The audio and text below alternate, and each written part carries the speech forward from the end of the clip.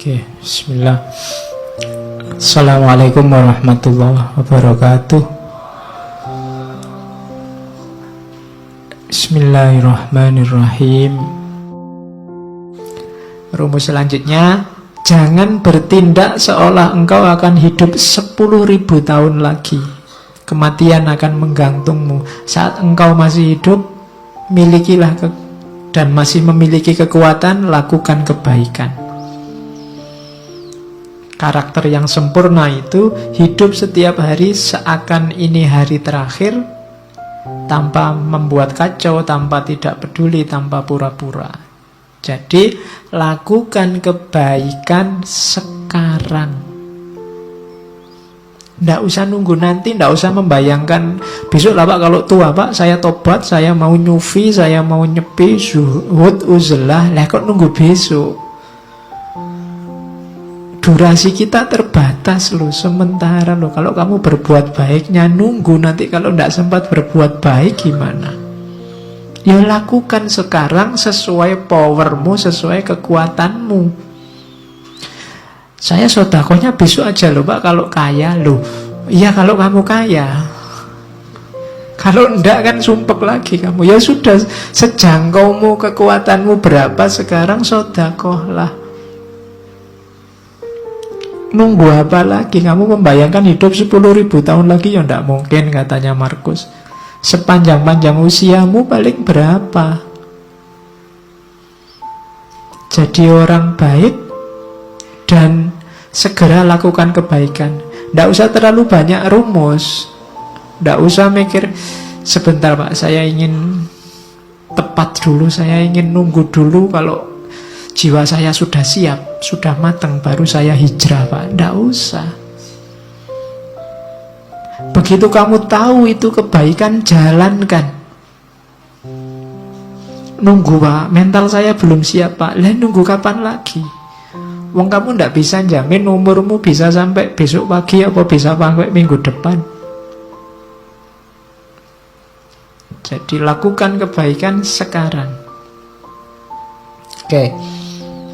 Kemudian rumus kebaikan yang lain dari Markus adalah jangan terlalu ribet, terlalu peduli, terlalu sumpek dengan pandangan komentar orang lain, keburukan-keburukan orang lain. Kita ini berbuat baik jarang, lebih sibuk bahas keburukannya orang lain. Itu kalau dikalkulasi kita itu defisit. Jadi bahas salahnya orang terus, itu kan defisit namanya. Berbuat baiknya jarang. Katanya Markus adalah sesuatu yang menggelikan. Menggelikan itu berarti hasilnya orangnya harusnya ketawa. Saat orang tidak menghindar dari keburukannya sendiri, yang ini mungkin dilakukan. Namun orang lebih suka menghindar keburukan orang lain yang tidak mungkin dilakukan. Yang kita bahas selalu keburukan orang lain. Yang ini susah, bahkan tidak mungkin untuk dilakukan. Orang lain punya dunia sendiri. Yang lebih gampang adalah mengubah keburukanmu jadi kebaikan. Tapi itu tidak kamu lakukan. Kamu lebih sibuk dengan keburukannya orang lain. Seolah-olah kamu ingin orang lain itu jadi baik. Padahal itu susah karena menyangkut orang lain. Bahkan tidak mungkin. Sibuklah dengan keburukanmu untuk jadi baik. Ini lebih mungkin karena kamu yang menguasai dirimu. Nah, ini rumus kebaikan. Jadi jangan capek habiskan energimu untuk keburukannya orang lain. Orang lain itu tugasmu paling mentok kan mengingatkan. Dia berubah atau tidak di luar kuasamu. Yang lebih kamu kuasai dirimu sendiri. Mau berubah atau tidak kan tergantung dirimu. Harusnya kamu lebih sibuk di sini, tapi kamu tidak sadar, tidak mau melihat keburukanmu. Yang kamu lihat selalu keburukannya orang lain. Oke, ini nasihatnya Markus. Yo rasane kan koyo kamu belajar akhlak kan malam hari ini. Padahal ini filsafat akhlaknya Romawi zaman awal abad Masehi, tahun 100-an Masehi. Ini setiap yang saya omongkan bisa kamu carikan dalilnya. Kamu cari Qur'annya apa hadisnya, insya Allah ada. Kamu pakai bahan khutbah Jumat besok. Ya.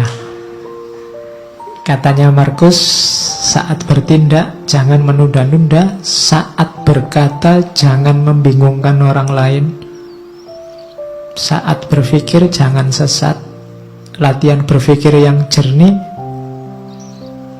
jiwamu jangan pasif atau agresif. Pasif itu tidak ngapa-ngapain, agresif itu menyerang orang lain. Hidupmu jangan hanya mencari keuntungan. Nah, ini rumusnya. Lakukan kebaikan segera, jangan ditunda-tunda. Kalau ada perlunya ngomong, ngomonglah yang bisa dipahami orang dan bermanfaat. Jangan ngomong yang cuma membingungkan orang, apalagi menyakiti. Berpikirlah yang jernih. Kemudian mentalmu harus mental aktif, tapi tidak agresif, apalagi pasif. Aktif itu selalu mengejar, mencari yang lebih baik, lebih benar. Kalau agresif itu menyerang orang lain, nyari-nyari kesalahannya orang lain. Kalau pasif itu tidak ngapa-ngapain, nunggu takdir. Jangan pasif, jangan agresif. Terus hidup jangan hanya menggunakan kalkulasi untung rugi. Kamu akan kecewa. Kamu akan kehilangan banyak malahan. Setiap kali mau melakukan kebaikan, kalau kamu hanya nyari kalkulasi untung ruginya, akan ada sangat banyak hal yang terlewat dalam hidupmu nantinya. Maka Markus ngasih rumus 5 itu. Bertindak jangan ditunda, berkata jangan membingungkan, berpikir jangan sesat, jiwamu jangan pasif atau agresif, hidupmu jangan hanya mencari keuntungan. Kalau apapun yang kamu lakukan mencari keuntungan, yang ketemu justru adalah kerugian. Nah, ini rumusnya hidup. Ini enak kalau diceramahkan, kalau dijalankan berat.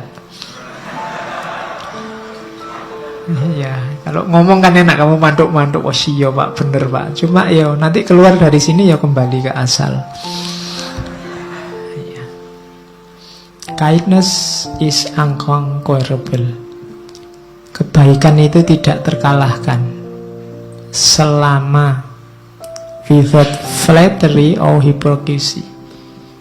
Selama tidak dibarengi flattery, kesombongan atau kemunafikan. Kemunafikan berarti baiknya pura-pura. Flattery berarti baiknya berpamrih dipuji, untuk kamu bahan menyombongkan diri. Jadi kebaikan itu akan rusak kalau kemasukan flattery dan hipokrisi. Flattery berarti ada pamrihnya, dan hipokrisi berarti kamu sebenarnya tidak melakukan kebaikan, cuma pura-pura. Kalau baikmu tulus, tidak pura-pura, maka kebaikanmu tidak akan ada yang mengalahkan. Unconquerable. Mungkin pakai rumus ini yang dipakai oleh Markus, sehingga sedahsyat apapun kepahitan hidupnya, kesulitan yang dia hadapi, dia bisa bertahan sampai akhir dan jadi salah satu kaisar paling menonjol dari Romawi. Oke, selanjutnya tentang kebersihan jiwa. Kalau tadi kan yang baik-baik, yang jelek-jelek tolong jangan masuk. Yang pertama apa? Ambisi. Ambisi berarti mengikatkan kenyamananmu pada apa yang dikatakan atau dilakukan orang lain. Orang yang berambisi itu kan targetnya biasanya keluar dari dirinya. Kesuksesan yang bergantung pada orang lain. kamu tidak akan ketemu apa yang kamu ambisikan. Hidup yang penuh ambisi tidak akan nyaman, karena bergantung pada yang di luar diri. Bersenang-senang berarti mengikatkan kenyamananmu pada sesuatu yang terjadi pada dirimu. Bersenang-senang juga begitu, tergantung pada mood tadi, tergantung pada suasana hati. Itu juga kamu tidak akan bersih jiwamu kalau inginnya senang-senang terus. Kejernihan jiwa adalah tadi kebersihan, kebebasanmu dari yang di luar diri. Jangan tertipu oleh dua hal ini selanjutnya. Celaan dan pujian tidak memiliki efek yang sejati. Kalau engkau melakukan kebaikan, dicela atau dipuji orang, tidak akan mengefek pada kebaikan itu. Kebaikan tidak akan jadi jelek meskipun dia dicaci orang. Dan sebaliknya, kejelekan juga tidak akan jadi baik meskipun dia dipuji-puji. Celaan dan pujian tidak memiliki efek yang sejati, tidak memiliki efek yang hakiki. Efeknya cuma citra-citra di luar saja, tapi yang baik akan tetap baik, yang jelek juga akan tetap jelek. Biar jiwamu bersih, maka tidak perlu kamu terpengaruh oleh celaan atau pujian. Selanjutnya, tidak ada kesombongan yang lebih tinggi dibandingkan orang yang membanggakan ketidaksombongannya, kerendah hatiannya. Saya pak, tidak sombong loh saya itu sombong paling pol itu. Ya, saya itu murah hati loh pak, saya itu suka menolong, baik, tidak sombong. Rendah hati itu kalau versinya Markus justru itu kesombongan yang paling tinggi, menyombongkan kerendah hatian. Oke, susah ya rumusnya. Ternyata yang kita anggap rendah hati ternyata justru kesombongan. Kemudian jangan kotori jiwamu dengan kemarahan. Kenapa? Karena efeknya marah itu biasanya lebih dahsyat dibandingkan sebabnya marah. Kamu marah karena temenmu minjem motormu tidak pamit. Kemarahanmu kamu ungkapkan dalam bentuk apa? Itu biasanya efek dari kemarahan ini lebih dahsyat daripada sekedar motormu tadi nggak bisa kamu pakai karena dipinjam sebentar.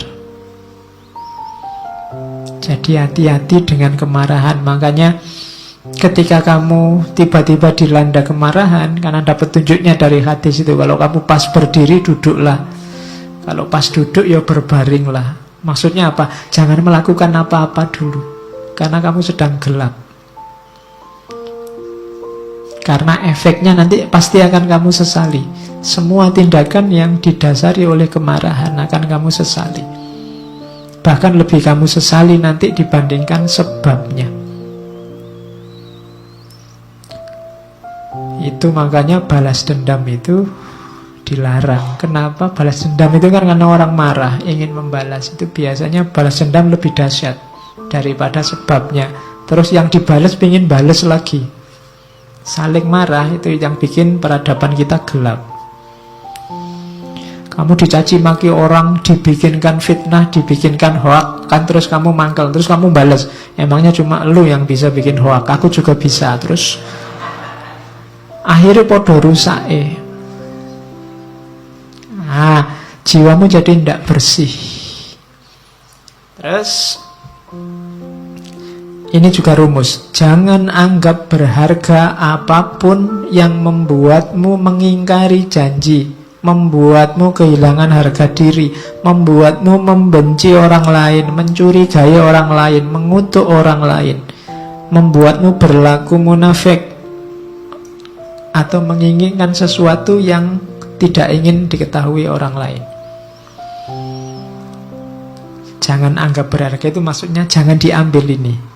Apapun yang membuatmu membenci orang lain, mending tidak usah kamu ambil. Membuatmu nantinya akan mengutuk-ngutuk orang lain, mending tidak usah kamu ambil. Membuatmu kehilangan harga diri, tidak usah kamu ambil. Itu yang disebut jangan dianggap berharga. Kok ada postingan yang isinya kemungkinan membuatmu benci sama seseorang atau sekelompok orang, kamu tinggal saja. Karena postingannya tidak penting, tapi dampaknya pada jiwamu besar. Itu maunya Markus. Selanjutnya, biar jiwamu bersih, jangan kotori jiwamu dengan kesalahannya orang lain. Ini ada rumus bagus dari Markus. Kalau ketemu orang jahat, orang rusak, orang keliru, saat engkau sedang melawan orang yang tidak tahu malu, ini misalnya, tanyakan pada dirimu sendiri, apakah mungkin di dunia ini bersih dari tindakan tidak tahu malu? Jawabannya kan pasti ya, ndak. Akan selalu ada orang jahat, akan selalu ada orang yang ndak tahu malu. Maka jangan mengharapkan sesuatu yang tidak mungkin. Selalu ada orang yang tidak punya malu di dunia ini, dan yang kamu hadapi sekarang adalah salah satunya. Hal yang sama berlaku untuk orang yang jahat, orang yang tidak dapat dipercaya, dan kerendahan moral lainnya. Jadi ini menyuruh kita untuk jangan mengotori jiwa dengan kemarahan, kebencian, ketidaksukaan, intoleransi pada orang lain yang kamu anggap keliru atau kamu anggap jahat. Pertanyaannya gampang, apa mungkin di dunia ini orangnya baik semua, soleh semua? Kan tidak mungkin. Kalau kamu marah, berarti kamu tidak terima kalau di dunia ini ada orang jelek, ada orang tidak baik. Kalau kamu tidak terima, berarti kamu sedang melakukan sesuatu yang tidak masuk akal. Karena kamu menuntut sesuatu yang tidak mungkin terpenuhi. Akan selalu ada orang jelek, orang jahat. Maka ngapain kamu mengotori dirimu gara-gara itu? Ada orang jahat, ya monggo, memang hidup ini ada yang baik, ada yang jahat. Tapi jangan kejahatannya dia membuatmu juga jadi jahat, kejelekannya dia membuatmu juga jadi jelek. Hari ini banyak begitu. Karena grup sana maki-maki, kamu juga maki-maki. Karena grup sana kemarin menggoreng isu, sekarang ada isu baru, saatnya kita balas menggoreng isu. Sama saja, itu berarti jiwa kita sama-sama kotor. Kalau kamu mimpi orang itu harus baik semua sesuai idealmu, mimpimu itu mimpi yang tidak realistis. Tidak mungkin orang itu akan jadi baik semua. Kalau kamu tidak terima ada orang jahat, kamu menyusahkan dirimu sendiri. Akan ada selalu orang yang tidak baik. Maka bersihkan dirimu. Oke. Setelah semua tadi yang di atas, tugas kita sekarang apa? Ayo merayakan hidup. Senanglah, bahagialah dalam hidupmu. Ojo kokean sumpek. Tadi rumusnya sudah banyak. Hidup kita kan sesuai yang kita pikirkan. Saat engkau bangun pagi, katanya Markus, pikirkanlah betapa istimewanya kamu masih bisa hidup, masih bisa berpikir, iso ngaji filsafat, bisa sarapan, ngerokok, ngopi, dan masih bisa mencintai. Lo iya kan? Lo istimewa, lo alhamdulillah kamu masih bisa mencintai. Ada orang yang bangun pagi mikir menyerang orang yang dibenci. Kamu masih bisa cinta sama siapa, masih bisa say hello, masih bisa bilang miss you, masih bisa bilang sudah tidur apa belum, masih bisa bilang bersyukurlah. Ya kan? Setiap kali bangun tidur bersyukurlah. Kenapa? Masih diberi kesempatan hidup lagi. Tidak ada jaminan loh begitu kamu tidur terus bisa bangun. Kamu sendiri kan tidak bisa mengatur dirimu biar pokoknya besok saya harus bangun. Tidak bisa. Ternyata bangun atau tidak tergantung dirimu. Maka bersyukurlah. Begitu bangun kamu masih bisa sadar, masih bisa mikir, itu kenikmatan luar biasa. Bersyukurlah. Masih bisa menikmati hidup, masih bisa minum, makan. Yang lain mungkin sudah dilarang makan ini, dilarang makan itu, kamu masih bebas, bersyukurlah. Paling tidak kamu masih bisa mencintai seseorang. Rayakanlah hidupmu. Wajahmu jangan kayak wajah orang susah terus. Ya, hidup kita ini menyenangkan kok. Oke, terimalah segala sesuatu yang diikat oleh takdirmu. Cintailah orang-orang yang ditakdirkan bersamamu dan lakukan dengan sepenuh hatimu. Hidupmu akan nyaman. Dapat apa saja diterima, dinikmati. Makan di angkringan dinikmati ya enak. Ada yang neraktir di restoran, alhamdulillah ya lumayan enak. Semuanya enak, mana sih yang tidak enak, apalagi kalau ditraktir. Jadi bersama siapapun dinikmati, tidak usah milih-milih teman. Yo, setiap orang punya karakter, punya gayanya sendiri. Tapi kan ada yang jahat, Pak. Ya jahat, silahkan jahat, tapi kan tidak mengotori jiwamu. Karena kalau kamu saya pinginnya teman itu baik semua, Pak, sama saya peduli semua, itu mimpi, tidak mungkin. Ya kan, kalau dihitung teman yang peduli sama kamu sama yang cuek, insya Allah lebih banyak yang cuek. Loh, tapi kalau ketemu senyum itu basa-basi. Ya, setiap orang disibukkan nomor satu dengan hidupnya sendiri masing-masing. Jadi rayakanlah hidupmu, jangan terlalu sumpek. Jangan memimpikan apa yang tidak engkau miliki. Namun akuilah anugerah atas apa yang engkau miliki, lalu bersyukurlah sambil mengingat, tulisannya salah itu. Sambil mengingat betapa engkau akan sangat memimpikan apa yang kau miliki sekarang kalau engkau tidak memilikinya. Kamu pegang HP, syukurilah.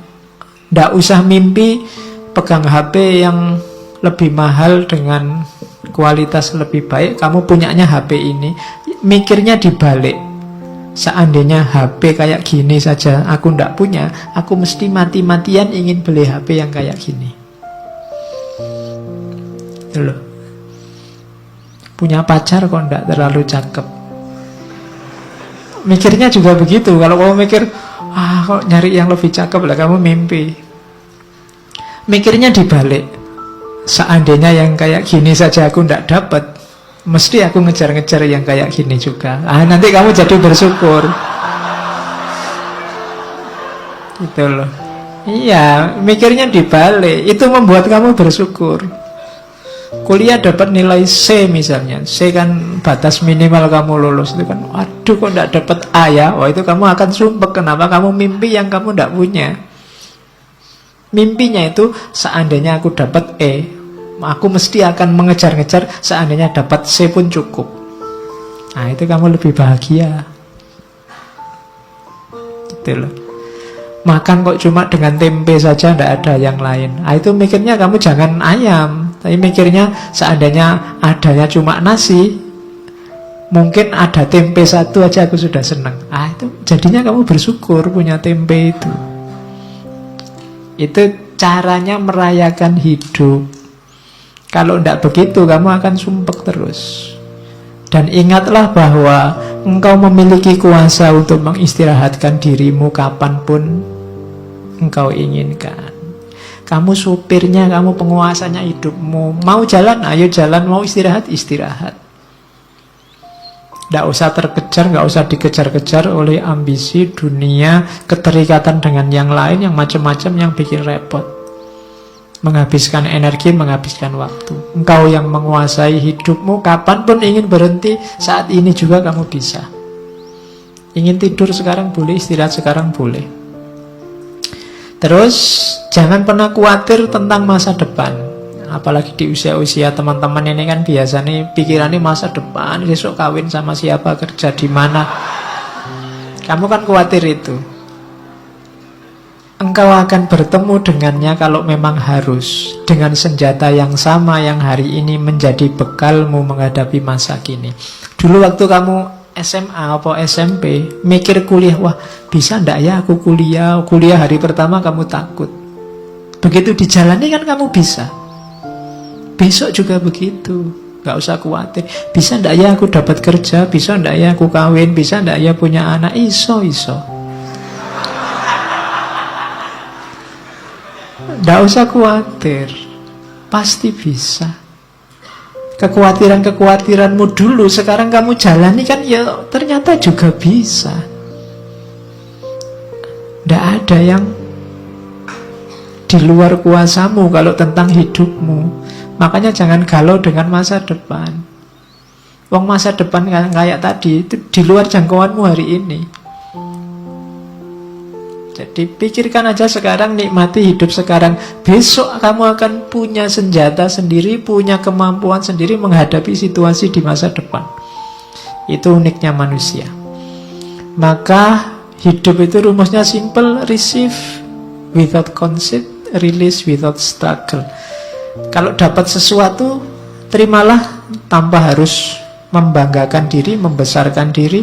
Kalau harus kehilangan, lepaskanlah tanpa harus merasa sedih, mati-matian, sumpek. Jadi receive without conceit, release without struggle. Biasa saja. Hidup kehilangan sesuatu biasa. Wong dulu juga tidak punya, terus punya, sekarang hilang.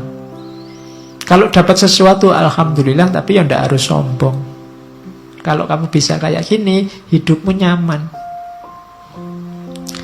Ini saya ambil agak panjang, nanti kamu baca lagi ya. Kalau pagi hari engkau bangun, biar cara mikirnya positif. Kamu kan biasanya masalahmu itu kan berhubungan dengan orang lain. Katanya Markus, pagi hari engkau bangun, bilanglah pada dirimu, orang-orang yang berhubungan denganku hari ini, ada yang usil, tidak sopan, arogan, curang, iri hati, dengki. Mereka seperti itu karena mereka belum bisa membedakan yang baik dan buruk. Sementara aku telah mengerti indahnya kebajikan, kotornya kejahatan, dan tahu bahwa para pendosa tersebut memiliki sifat sepertiku. Bukan sama dalam hal darah dan kelahiran, namun sama-sama memiliki akal dan unsur ketuhanan. Tidak seorang pun dari mereka dapat menyakitiku, tidak seorang pun dapat membuatku kotor. Aku pun tidak pantas marah pada mereka atau membenci mereka. Kami dilahirkan untuk bekerja sama seperti kaki, tangan, dan mata, sebagaimana dua baris gigi atas dan bawah. Saling menghalangi itu tidak alami. Demikian pula saling marah dan saling membelakangi. Itu nanti hidupmu nyaman. Akan ketemu orang yang bikin kamu mangkel, bikin kamu jengkel, bikin kamu benci, pasti. Tapi ingatlah bahwa mungkin kejelekan yang mereka lakukan itu karena mereka tidak sadar. Sementara kamu sekarang sadar. Dan diingat juga bahwa orang lain itu punya kualifikasi sama persis kayak dirimu, yang tidak pantas untuk kamu benci. Dan jangan takut, mereka tidak akan bisa membuatmu kotor kalau kamu sendiri tidak mengotori jiwamu. Nah, ini nanti kamu jadi mantap. Kalau ini nanti panjang, kamu baca lagi. Kalau kamu pagi hari bangun kok males, kamu baca ini. Saat fajar terbit, saat engkau malas bangun, katakan pada dirimu, aku harus bekerja sebagai manusia. Aku harus menawar apa lagi untuk bekerja, sebagaimana tugas kelahiranku. Ayo bangun, kan maunya itu, kerjalah. Tanyakan pada dirimu, kalau masih nggak mau bangun, apakah tujuanku diciptakan itu untuk ini, meringkuk di bawah selimut dan mereguk kehangatan? Terus kan kamu tetap bisa jawab, tapi kan nikmat. Namun betapa nikmat seperti ini. Ditanya lagi sama Markus, jadi engkau lahir untuk mencari kenikmatan, bukan untuk bertindak dan mencari pengalaman. Tidakkah engkau lihat tanaman, burung, semut, laba-laba, lebah, semua menjalankan tugasnya, membuat harmoni dunia terjaga sekuat mereka bisa. Mengapa engkau tidak segera menjalankan tuntutan alamiahmu? Terus kamu jawab lagi, tapi kan bukankah orang itu harus istirahat, ada tidurnya juga? Jawabnya Markus, setuju. Namun alam memberi batas untuk itu. sebagaimana dengan makan dan minum, dan engkau telah melampaui batas. Ini sudah jam 9. Ya. Ya. Ndak ono jam 9. Engkau telah berlebih dalam istirahat, namun kurang dalam bekerja. Engkau tidak cukup mencintai dirimu. Engkau tidak mencintai sifat alamimu dan tugasmu. Orang yang mencintai tugasnya, mengabdikan diri dan menjalankannya, bahkan kadang sampai lupa makan dan mandi. Sementara kamu lupa tugasmu gara-gara tidur. Apakah engkau tidak menghormati dirimu sendiri sebagaimana pelukis mencintai lukisan, penari mencintai tarian, orang pelit mencintai uangnya, atau pemburu jabatan mencintai statusnya? Saat mereka benar-benar dipengaruhi oleh yang mereka kerjakan, mereka bahkan tidak makan dan minum karena menjalankan kecintaan mereka. Ini filsafat bangun tidur. Ya, biar kamu tidak males-malesan. Karena kadang-kadang kalau sudah males kan, meskipun bolak-balik HP-nya kamu tambah 10 menit sudah bunyi, 10 menit lagi bunyi lagi, 10 menit lagi. Neng ya ora tangi-tangi. Oke. Kalau ini rumus hidup sama orang lain. Kapanpun kau menemukan kesalahan pada diri orang lain, tanyakan pada dirimu, apa kesalahan yang pernah kulakukan yang mirip dengan kesalahan yang akan aku kritik ini? Kalau ada orang lain salah, tanya pada dirimu, pernah nggak kamu melakukan salah yang sama atau mirip? Itu nanti akan mengurangi kadar agresifmu terhadap kesalahan orang lain. Saya ingin balas dendam, Pak. Ada orang menyalahi saya. Katanya, Markus, balas dendam terbaik adalah dengan tidak menjadi seperti musuhmu.